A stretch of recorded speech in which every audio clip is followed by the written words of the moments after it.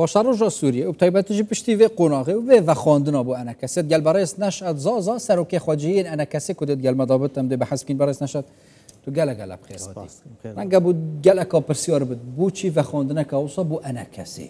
مەبەست چێش دە سەڵاتداریە شەمێ وە خواندنەکە ئەوسا بۆ ئەنە کەسێ تایبەتیژی جداش شاندا کوردی و هەف بەشا بەرینوکە Ez dibêjim ev gengeşa goçê bû li ser vê deva xwendina hanakê yanî gengeşekî nedrêde jî nedurist e. Bo wê jî karim bibêjim îro roj Encûmena Niştîmanî Kurdî ji destpêkê de heta weke roja îro yek ji beşên sereke bû got nav opozisyonê de ê gol ser guhartina Sûriyê got daxwaz û gotî dikir li ser meselê pêkanîna mafê milletê Kurd li ser wê jî îro roj ev desthilata guhayî beşek ji opozisyonê bû bi wê jî li ser wê nake berê danûstandinên Encûmena Niştîmanî Kurdî va kesayetiyê re hebû lê çima we gotî berî wê nake neçû Şamê ez dibêjim ew ya girêdayî bû bi hin astengiyên got ser erdê ve çêbûn hewroha jî we gotî li ser mesela rêkeftinên gotnavêna قصدی دا چه بون شخویک مترسین یا یک پرسکریکن گو ایرو روش درکتن هولی او رکفتنا گودنا بینن قصده و گوتی دستلاتان و آل شامه چه بوی اف دستلاتا و گوهیز او بو سدم گو به ریگر لپیشیا خستک و داخواز یا جو گوتی دانستاندن بشان دا کردی آگوش 26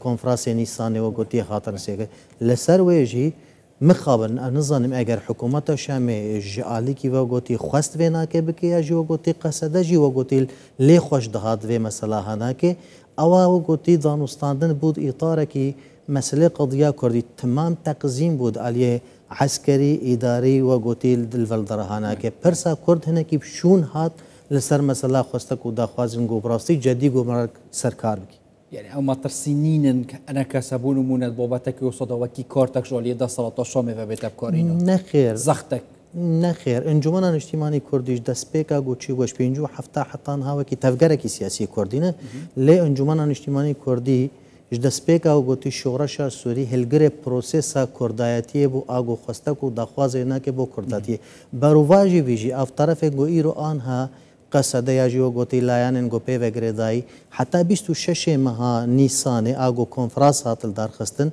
حتی وی چاخیجی تو پروژه کی و بو مثلا کردی جدید نبو بالعکس پروژه گو ایرو روز 26 ماه اوای بهتر صدی نوت پروسه یا انجمن اجتماعی کرد یا گو دعوت کرد دخواست کرد گو اوایا ما فی ملت کرد به اپوزیسیون را دگارتن سویا نودا جیب به لسر ویش اد بجم چون انجمن و ما ترسی نبه و نبدیل جیبش بو شانده هنه که بالعکس باروواج و نه که انجمن اجتماعی کرد دوی کنفرانس یعنی افنامه بو همیا شاندیه بیگمان تشتکی دیه خازم بینه که درست بکم اویا انجمن اجتماعی کرد یا جی پارتیان سیاسیش تفگر او لفکرنا گود 26 ویده چی بوا نه اتفاق بونا گو ام خو حل بکن یا جی لدفره کی رونن داخل کی دی دانستاند نبکن او پارتیان سیاسی جدا و حق های و ماف های دانستاندن کی جدی بکه بحمیل یان سیاسی گو بهوریه به گوهرتنا سوری جدیدن گوهر بهوریه به ماف حمی پکاتیاتن یک جی اف دستلاتا گو و گوهس پلانا انا کسی چیه کی دوشانده پکینه کی دشت شامه اوت پلان و برنامه ده چه بابت کی گل ده سالات دا نوکه شامه به حزب پلان یکم دوی و گوتی انجمن اجتماعی کردی دوی راوسته حتی او بخواندن بشوایه کی فرمی بگه تمام دو و گوتی دوی انجمن اجتماعی کردی شان ده خود دست نشان بگه سه او شان دهانه که پروژه خو یا گوشبو گوتی دانستاندن سر دانستاندن بگه و گوتی به هر او دانستاندن ادبیجم و نه دانستاندن که اطار گم ببیجن بو بدیل شان دا کردیر نه و خواسته که هبه گو او شان دهانه که تفعیل هبه و خواسته که تمام کرنا ده آداری 26 تماما عینی نه بهتر 26 ده آداری او تشتکی جدایه ده آداری ده آداری اتفاق کی عسکری امنی غیر اداری و گوتی او قصده وگردایه الاتفاق 26 مه اتفاق کی سیاسی نشتیمانی کردی وطنیه یعنی بمعنی بس جبلی کردا پیکاته دیجی یعنی هیویش انا کسی هنده بیگمان اتفاق 26 هیوی اگر عمل سر بسکنن 15 خال سر باشه سر آستا سوری بگشتینه 11 خال تن سر آستا کردینه بمعنی ایرو روز او اتفاق هانا که کردا خواستی بده دیار کردن لقاسی گو ام مافی خود خوازن عینی برنبری وینا که ام مافی حمی پیکاتی گو سوریه د جیان دکنم د خوازن سرویجی سوریه کی نی آوا به دستور کی نه ما في هر کسی که تدواره پارست میگه مثلا داخوانیان آواکر جه رزبینه بس داخوانی کنو که آره برای خسر هبی نزان کاته حتی چرا دا آگه جبی طیبتی جی کو ما باوری بگو تو بیجه که گشگیر هیا تو بینی ما بس تا آره برای خسر دویده میداد چه اون نامین عبدالله اوجلان جیبو عشیرت عرب و طیبتی جی عشیرت نافچین دست برای خسر دا دویده میداد چه واته کوی هیا تمام کرنا اوه و خواندنه یان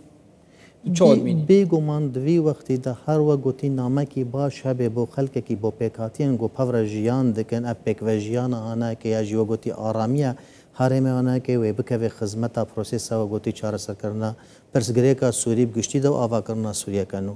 موضوع دی دانوستاندنێکی وە گوتی ئەرێنی گۆ هەبێ سەروێ ناکێ ئەس دبێژم ئەوەیە هەنێکی بحاجەتی سەک نەکێل هشمەندیان با کەسایەتیە گۆ سووریا برێڤەت بن لێڤەگەرێکی بۆ خۆچێ بکەن ئەوا بزانبن گۆ ئیرۆ پێکانی نەوان مافێهاناکە یا شەراکەتە حەقیقی بنسبەت بەوا پێکاتیە هەرە نەدا بەشکردنا سووریایە بەر و واژی وێ ناکە ئاواکردنا سووریەکی بێ هەمی سووریایە زانی دەفمەل کوردی دوو کرد یات لە پێتوانەدا ڕۆم بی زان کۆل دەفە چاخفنەکەیە تو ببینید لپت دستالات سوریه دانو که روم بیا نزانن ده چکن و جا بخور ریکن جداد گرهن حسا نشان بدن که ام یکین گل همی آترین نخواره بگو من جبرگلک توشت هن از بجم این روش اف دستالات نه او سوریه تنه بریفت بی اگر اوه دستالات بسوریه وری و بانه بلکه گلک بحسانی بانه مخل که سوری بلف کرده لایرو لاعبین سرکه و گوتی سوریه دهانه برام ببجن ایرو روش إسرائيل لعبكي سركية تركيا لعبكي سركية دولتين عرب جدا جدا وقوتي أو بخوجي دبشن لاعبين سركنا أمريكي وأوروبي وقوتي لاعبين أف لاعبين هاي وقوتي هاي جدر في وقوتي فا بيكاتين قندرو دواج غيري وقوتي أف دستلاتها بخوجي دهندروي ويدا هنهانا نواكي ويناكي بريفت بن بويجي أفقا كيشيق وهاي تأثير وتداعيات ويناكل سرچارة سرية يجي وقوتي بريفت شونا سوريا بقشتيد بي حتى ها سوريا نقشتيا وي آستا ناقي قوتي بيجي أف سوريا گو خلق البندواری و یاجی اف سوریا دکاره بره و هری وکی ولاتی کورتی چندش صادق تو دی اوان پنگاون حکومت سوریه حتی اگر نفرمی جیبد بو و خواندن شاندا جدا جدا نپیگ و کو باوری به هبت راسته جه افکارت کت پنگاون باشد چندش صادق تو دی وکی باوری